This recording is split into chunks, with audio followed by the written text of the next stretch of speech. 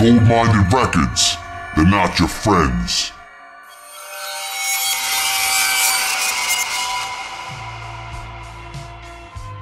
What up, it's Klive Kraven. I'm back again, got a brand new video. This time my top 10 horror film sequels of all time.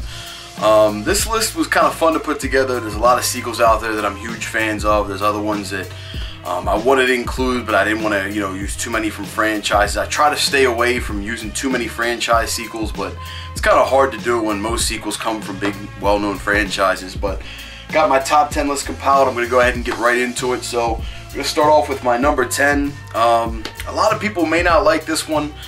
I thought it was cool. I was a big fan of the first one. It took place in Maryland. Big fan of the second one as well, but that's Blair Witch Project. The second one, Book of Shadows, Blair Witch 2. I really enjoyed this film. I thought it was very cool. I thought it was a little different. I had no problem with it. I really enjoyed this film. Like I said, a lot of people, really didn't dig this or whatever, but I thought it was cool. I thought it was something fresh, different. I liked the approach that they took in it, and I just really enjoyed the film itself. I was always a big fan of the storyline. I like the fact that it takes place in Maryland. That brings a lot to it for me. And yeah, this edition is really cool because it also comes with the soundtrack, which I thought was pretty badass. You get the DVD side with special features and the movie, and then you get a soundtrack side. So that's pretty cool, something a little different. But yeah, number 10, Blair Witch Project 2, Book of Shadows. My number 9, moving up in the list. This is cool too. This is a zombie type film, not your traditional type of zombie film, a little more modern, but another one that I really liked. The original to this I liked as well. 28 Days Later. This is obviously 28 Weeks Later, the sequel, the follow-up film, and I believe they're working on it 28 years later. 28 months later. Which, if they did do that, I would definitely watch that as well. I enjoyed this. I enjoyed the first one. I thought this was a great follow-up for a sequel, so this makes it into my list as my number 9. This was definitely an enjoyable film. If you're into zombie horror, this is definitely worth a watch. I recommend checking this out 28 Weeks Later. Moving on up, my number 8. Now, this is a little different. This isn't your typical horror movie. This is something a little bit out of the box, but I love this movie. Let's see how you open this. I grew up with this movie, both of these. Phenomenal film, but you got Danny Glover in here. He does a phenomenal fucking job. Great acting. Just really brought the film to life, and I enjoyed this. I enjoyed the first one just as much, but as far as sequels, I thought this was really good, and that's Predator 2. This is kind of a sci-fi horror film, like I said, this isn't exactly your typical horror film, but I still consider it a horror. The elements are there. You've got a monster, creature type thing. You've got your antagonist and protagonist in the story. It feels like a horror film to me. I get it as a sci-fi horror. I'd put it right there with Alien and things of that nature, and I put them in the horror genre as well. So yeah, Predator 2, classic. If you haven't seen this, definitely check this out. I'm sure most people have seen this, but really good film. Predator 2 is my number 8. Moving on to number 7. This is part of a franchise. Great film. Anthony Hopkins, Julianne Moore, Ridley Scott film. Part of one of my favorite franchises, Hannibal Lecter films, the movie Hannibal. As far as the sequels go for this, you've got Red Dragon, which is a prequel type film. You've got Hannibal. You've got Hannibal Rising, which is also a prequel type film. But I don't know. I'm not all that big into the other ones. They're cool, but Hannibal really stuck out to me as one of the standout films within it. So yeah, I really enjoyed Hannibal. Very, very cool film.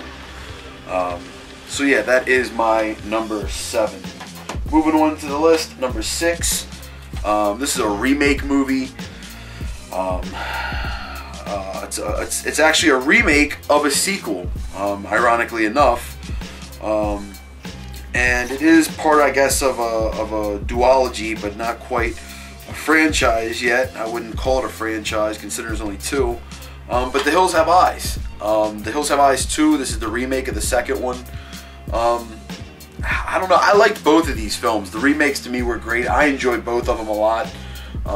You know, I know some people are, you know, haters of anything that's a remake, but I don't know. I don't you know, like every remake that comes out now, especially the modern shit. But I mean, there is some real gems, and I thought this was a good one. I thought this is you know, good as any remake of a sequel could possibly be. I mean, there's not a ton of sequel remakes out there, and I mean, for that especially, I think this is definitely a really good film. Check this out if you haven't. The Hills Have Eyes 2, the remake. This is really brutal. Good stuff. I like that. Number 5, moving on up, we have a classic here, another franchise film, a Clive Barker film, one of my favorite franchises of all time. You know, I'm sure everybody knows what this is going to be, but obviously, Hellraiser 2, Hellbound. This is a fucking gem. This one is so brutal. I mean, it's so savage and brutal, but I love it. I couldn't get enough of this film. You know, I really like the story with Dr. Chenard, and you know, just, you know, how it all starts off and how she wakes up in the ward. And it's such a cool storyline in this. I really enjoyed this one. As far as sequels go, this is as good as it gets. I mean, this is a really good one to check out. I know most horror heads already know about this, but if you haven't really dove into the Hellraiser franchise, if you're going to check any of them out, check out the second one. If you want to check out any of the sequels, this one is pretty much the best sequel out of all of them. Very cool film. Moving up on the list, my number 4, once again, another franchise film. You know, the more I look at this list now, I feel like, fuck, there is quite a few franchise films in here, but I try to stay away from the Nightmare on Elm Street and Friday the 13th and shit, but I had to throw this in there because it's so fucking good. It's a classic. I couldn't do this countdown and not have this in here. And you know, you got Jamie Lee Curtis, Donald Pleasance, Charles Cyphers. Already probably know what this is going to be. Halloween 2. You can't do a top 10 sequels countdown and not have this in there. It's too good. This is a real gem here. I love the Halloween films. I thought this was great. I love the fact that it's a direct continuation rather than a typical sequel. It kind of follows right after the first story, so that to me was just really cool. I dug that idea that, you know, they kept just moving with it. It wasn't just another random sequel. It was the storyline continued, and that to me was very cool. So yeah, Halloween 2, and that is the original Halloween 2, not the remake. Not a big fan of the Rob Zombie remakes. They're not bad, but not big on those. The next one here, this is one of my favorite horror films of all time, period. Of any genre, any time, any type of horror film, this is one of my tops. This is Stephen King, George A. Romero coming back together once again to make another fucking wonderful piece of film. This is one of the top anthology films of all time, if not the top anthology film of all time. This is the fucking granddaddy right here. And that is Creepshow 2. This is one of my favorite film franchises. I love all 3 of them. Well, the first 2. The third one's not bad. I liked it. I watched it. I mean, it was okay. But in comparison to these 2, it was shit. But, you know, by regular standards, it was okay. You know, it wasn't as bad as I've seen it made out to be. I've seen people fucking slam it. I mean, I've seen way worse. You want to see a piece of fucking shit, watch Automation Transfusion. That was a fucking garbage horror film. But anyway, back on track. Yeah, Creepshow 2. This one is my number 3. Yeah, this is my number 3.